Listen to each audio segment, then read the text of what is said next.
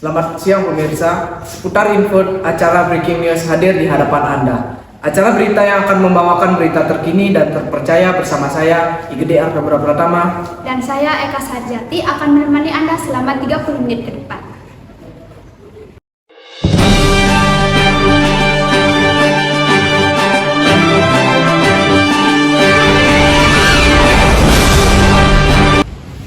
Pemirsa, informasi utama dalam acara Breaking News pada hari ini membahas terkait isu yang mendalam tentang maraknya kasus pernikahan dini di Indonesia. Pernikahan dini marak terjadi di kalangan usia remaja di Indonesia. Sudah banyak sekali kasus pernikahan dini. Pernikahan dini tidak hanya marak terjadi di satu wilayah di Indonesia, melainkan di seluruh dunia. Mari membahas lebih lanjut tentang pernikahan dini pada usia remaja. Berita terkini yakni pernikahan dini banyak terjadi pada remaja yang berusia di bawah umur.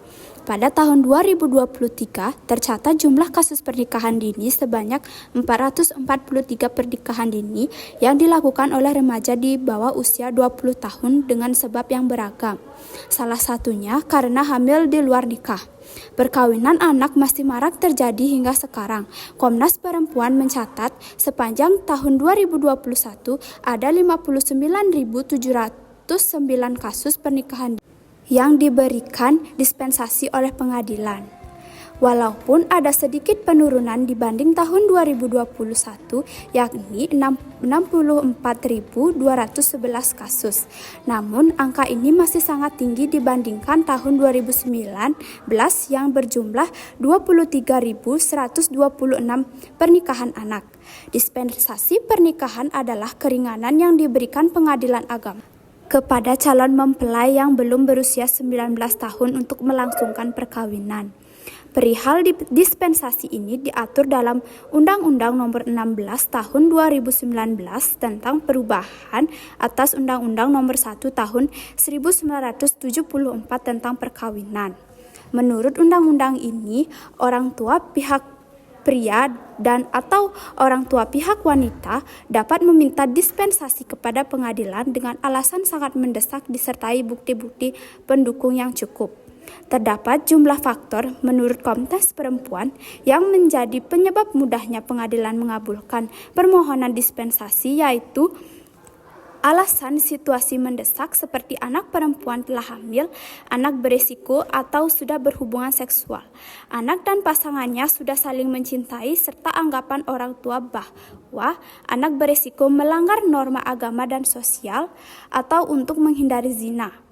Ada kemungkinan anak sedemikian terpapar oleh gawai sehingga anak lebih cepat merespon berbagai informasi yang mungkin belum dipahami efek samping dari aktivitas seksual yang menyebabkan terjadinya kehamilan tidak diinginkan, sehingga harus mengajukan dispensasi kawin.